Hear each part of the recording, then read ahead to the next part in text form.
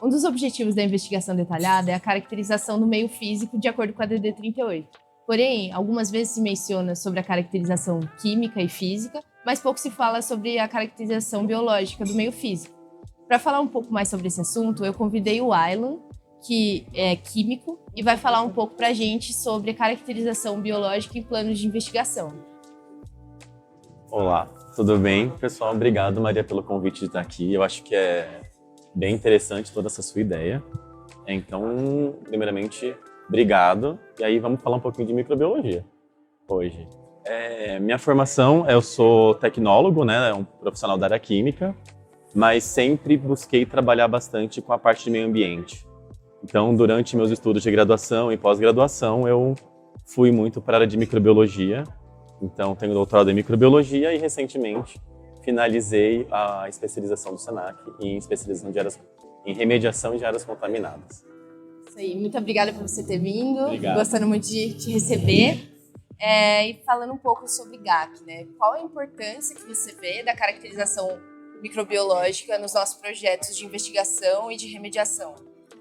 Uma palavra que a gente ouve muito no GAC, depende. Acho que você sabe bastante disso. Depende muito. Qual que é o seu objetivo? Se a gente está falando de uma investigação detalhada, a gente está conversando sobre delimitação, a gente já sabe que é uma área que tem contaminação. Então, eu acho que é importante você realizar toda uma análise microbiológica se você tem a intenção de criar um estudo de avaliação de viabilidade ambiental, técnica e econômica para aplicar uma biorremediação. Então, depende. Se seu cliente já tem em mente que é uma pessoa mais da sustentabilidade, que está realmente interessado em remediar de uma forma mais sustentável, eu acho que é interessante você aplicar a biorremediação aí. Então, se você já tem essa ideia, né, no início da detalhada, vale a pena. E aí depois você vai melhorando o seu modelo durante uma investigação para remediação, caso durante a avaliação de risco você veja que exista a necessidade de uma remediação mesmo. Uhum. E assim, pensando em etapa, né, do GAC, que você acha melhor para fazer uma avaliação microbiológica do seu site, qual você recomendaria? Investigação para remediação. Uhum. Eu acho que a análise microbiológica ela é importante, ela é tão importante quanto toda a caracterização química e física. Então, você precisa fazer ela na investigação para remediação, que é onde você está refinando o seu modelo e nesse refinamento de modelo você acaba trazendo esse outro aspecto do dado biológico, né? Porque a gente sempre tem que olhar todas as características físicas, químicas e porque a microbiologia e a biológica, de modo geral, é deixada de lado. Então são outros questionamentos, outras perspectivas que são interessantes da gente olhar. E quando a gente está na etapa de investigação para remediação, né, de forma geral, a gente meio que já sabe quais possibilidades que a gente tem para pilotar ali, né? É óbvio que talvez essa estratégia mude, dependendo do resultado que você tenha, mas de forma geral você já tem uma ideia, assim. Você acha que, assim, essa avaliação microbiológica nessa etapa de investigação para remediação, ela só faz sentido se você tiver nos planos uma bio ou não? Se tiver outra técnica também é bom fazer? Eu acredito que é interessante fazer só se você já tem ideia que você pode aplicar uma biorremediação. Porque senão vai ficar uma questão muito redundante. Você já sabe que você não vai aplicar aquela técnica, o cliente não vai aceitar, ou você pode chegar à conclusão que é uma contaminação, que você tem que se livrar dela muito rápido. E a gente sabe que, infelizmente, né, a biorremediação é uma técnica de remediação que leva tempo. Demora para você conseguir obter resultados.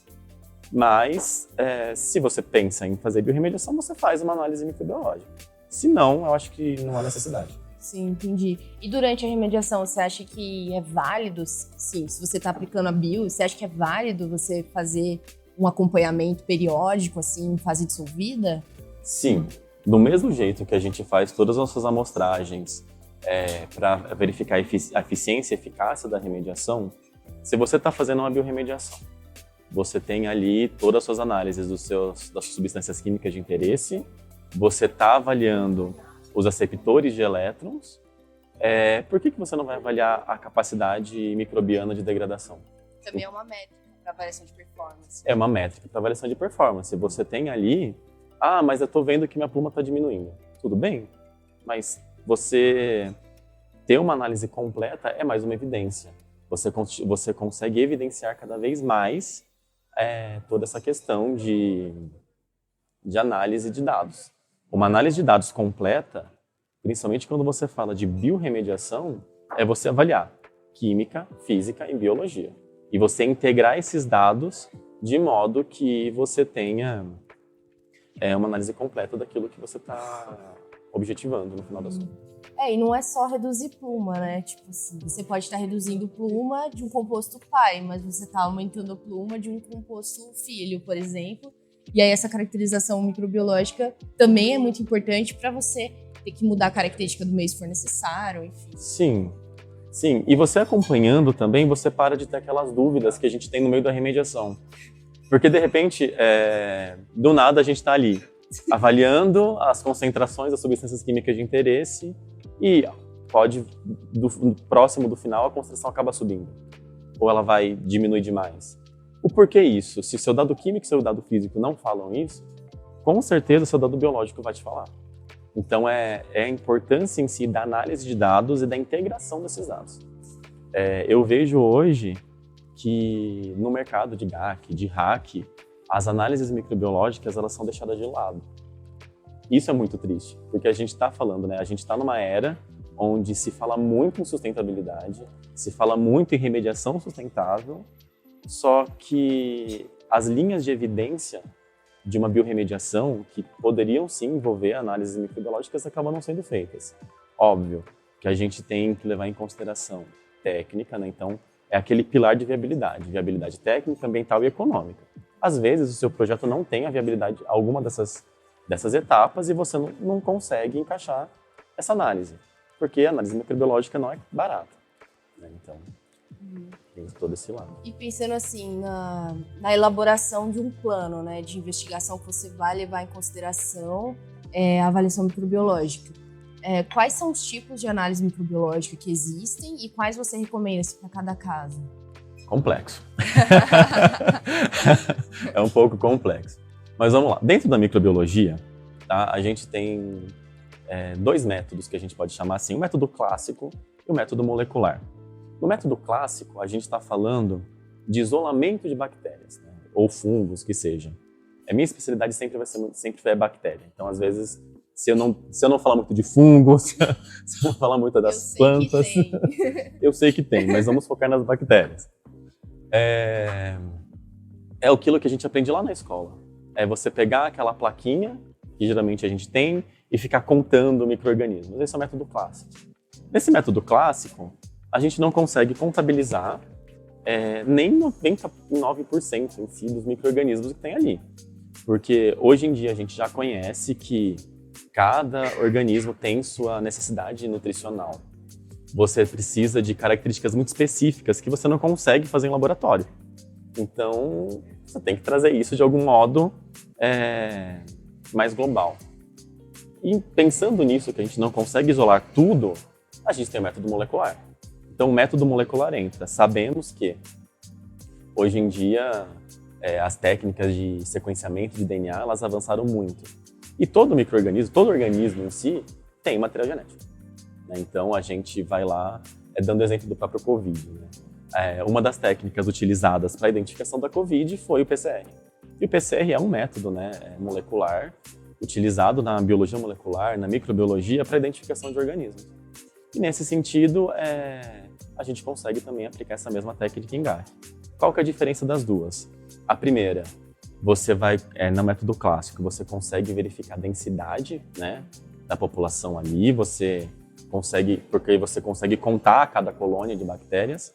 Entretanto, no método molecular, que particularmente é o meu preferido, né, porque você consegue detalhar melhor tudo aquilo que você tem, você consegue identificar quais realmente são as bactérias que tem ali, quais são os genes que você busca na degradação, se eles estão ali ou não.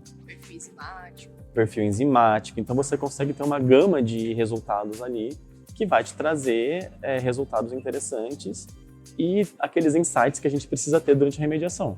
Porque a remediação não é só você chegar e falar diminui massa. Eu preciso analisar os dados, com precisão para saber o que realmente está acontecendo. E quando a gente lida com o meio biológico, choveu, mudou. Colocou um nutriente a mais, mudou. Então a gente tem a todo momento ali, o que eu estou degradando? Eu estou degradando organoclorado? Eu estou degradando hidrocarboneto? Então as características do meio físico vão mudar. E com isso também as características microbianas mudam de acordo com a necessidade. Né? Então, quando a gente olha em toda essa possibilidade, eu acho que o método molecular ele é muito mais preciso. Você consegue ali ver quantos micro-organismos tem, você quantifica mesmo, não é qualitativo, ele é quantitativo. Uhum. E assim, os laboratórios oferecem esse tipo de... Poucos laboratórios oferecem, a gente conhece alguns, só que ao mesmo tempo, esse tipo de análise microbiológica de populações microbianas, seja em solo, água, sedimento, intestino de cupim, existem vários trabalhos assim, as universidades já fazem. Então, as universidades, elas já têm muito know-how em cima disso. E as universidades, assim, que eu conheço, né, bastante do estado de São Paulo, possuem sequenciadores, pessoal capacitado para analisar. Então, como não é uma exigência da CETESB, acho que ainda, né, aquela questão da ISO, você pode tentar, claro, um laboratório particular, como a gente sempre faz para obter os resultados das análises químicas, só que ao mesmo tempo você pode tentar um laboratório de universidade, porque eu acho bastante importante você ter essa junção, o mundo corporativo e a universidade. A universidade está formando um profissional que vai para o mercado de trabalho, no mercado corporativo em si. Então eu acho que isso é bastante interessante, né? Mas essas análises em laboratório de faculdade, elas têm acreditação ou não? Não tem acreditação. Não tem. Mas como a DD não exige expressamente, né, se é um dado que vai só balizar a sua remediação depois, aí acho que faz sentido, né? Faz sentido, porque você está querendo suporte para obter dados, para entender como está funcionando o seu meio. E aquilo que a gente sempre ouve muito no mercado de GAC. Caracterização do meio físico. Vamos conhecer o meio físico antes de fazer alguma coisa em cima dele. Sim. E uma coisa bem legal, que eu acho que foi uma mudança que a gente está tendo nesses últimos tempos, é que o sequenciamento de DNA, por exemplo, ele saiu de um método de capilaridade, então que realmente era um fiozinho de cabelo ali, a espessura de um fiozinho de cabelo que fazia toda essa análise. E hoje em dia, tipo, você tem sequenciadores de DNA que são um pendrive, literalmente um pendrive. Então, isso está mais acessível. Estar mais acessível não quer dizer barato, mas é uma questão mais acessível. E o barato também tem muito a ver com demanda, né? A gente usa muito pouco esse recurso, né? Mesmo Sim. em projeto com biorremediação em andamento. E o que a gente vê hoje no mercado é que existem outras áreas, por exemplo, a área agrícola está usando bastante as análises microbiológicas de modo a melhorar o desempenho, de modo a melhorar a agricultura em si. Só que é a mesma coisa que a gente poderia usar para o GAC. Então, nesse sentido, eu acho que o GAC tem todo o potencial para a gente usar, só que a gente está engatinhando ainda. Eu vejo que a gente está engatinhando em biorremediação. Quantos projetos de biorremediação a gente conhece na área? Né? E os encerrados também. E os encerrados. E quantos projetos de biorremediação você faz análise microbiológica? Então, é uma questão que a gente vai sempre balizando, a gente vai tentando entender isso. E é legal você ter esse tipo de dado para ter um suporte melhor dos seus dados. Então, é uma coisa que eu estou repetindo muito, né? Dado. Dado. Vamos falar em números. Mas é porque não adianta você saber o tamanho da sua pluma, a delimitação dela, se de repente você não consegue realmente interpretar aquilo que está acontecendo. E durante uma biorremediação, né, realizando uma análise microbiológica, você vai conseguir ter todo um suporte. Pode ser que durante sua investigação para remediação, você chegue na conclusão de que biorremediação não é a melhor técnica. E aí você já vai eliminar ela, né? Você tem, inclusive, durante o plano de intervenção, que mostrar todas as etapas, o porquê você escolheu a técnica. E você pode também mostrar o porquê você não escolheu. Olha, consideramos biorremediação, oxidação química, porém, não optamos por biorremediação porque faltou viabilidade técnica. Sim. Faltou viabilidade ambiental. E por mais que seja possível fazer uma bioaumentação, por exemplo, às vezes não vale a pena, na verdade. Porque é como se fosse seu carro acabou a gasolina na descida, né? Você pode, se quiser, você pode até empurrar pro posto que tá ali em cima, mas vai dar muito trabalho. Então é muito mais fácil você aproveitar que já tá descendo e aproveitar ali o embalo. Vai com o embalo. A gente fica pensando muito em vamos reinventar a roda. Sim. A gente não precisa reinventar a roda, a gente tem todas as ferramentas disponíveis. E é onde entra a análise da microbiologia. Vamos conhecer o meio físico, vamos caracterizá-lo, vamos entender o que está acontecendo ali, vamos procurar a substância química de interesse, delimitar ela. Posso ter biorremediação? Posso. Há possibilidade? Há. Vamos fazer uma análise, né? Já que meu cliente topa essa ideia, por que eu não posso fazer uma análise ali de se meu ambiente é propício para isso? Né? Então, claro que com os dados físico-químicos, né, de oxigênio dissolvido principalmente, potencial redox, você já consegue ter um balizador ali, né? Você já consegue ver uma direção. Mas a análise microbiológica ela vai dar a martelada final para você falar, funciona, não funciona, eu tenho um potencial muito grande aqui ou não. E pensando em plano de investigação, assim, por exemplo, você acha melhor, você recomenda que essa análise seja feita em solo, ou em água, ou nos dois? Pensando primeiro na etapa de investigação, para remediação. Nos dois. Porque se você está querendo caracterizar seu meio físico e caracterizar sua contaminação, você precisa entender solo e água, do ponto de vista biológico em si. Então, você monta um plano de intervenção, intervenção não, né? Plano de amostragem, calma, depois a gente chega lá. A gente monta um plano de amostragem e nesse plano de amostragem você vai lá e coloca, olha, eu vou ter que fazer a sondagem, por que nessa sondagem eu já não aproveito e faço a amostragem? Né?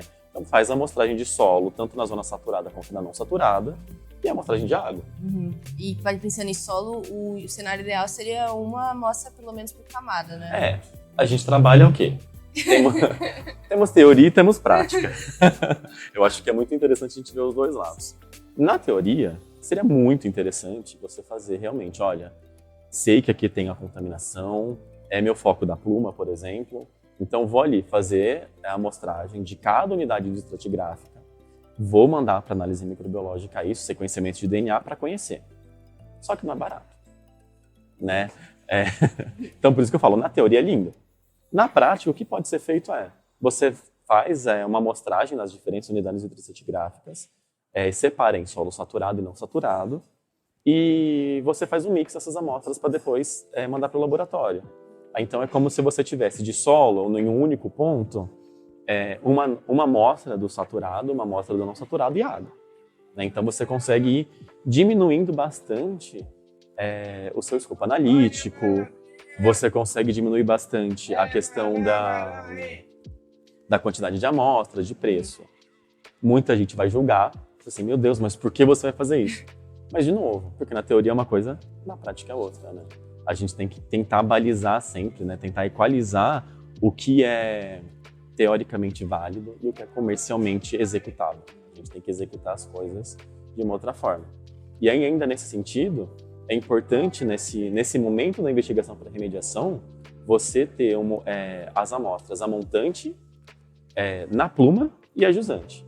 Porque você precisa conhecer seu background da área. E você precisa conhecer o caminhamento da sua pluma.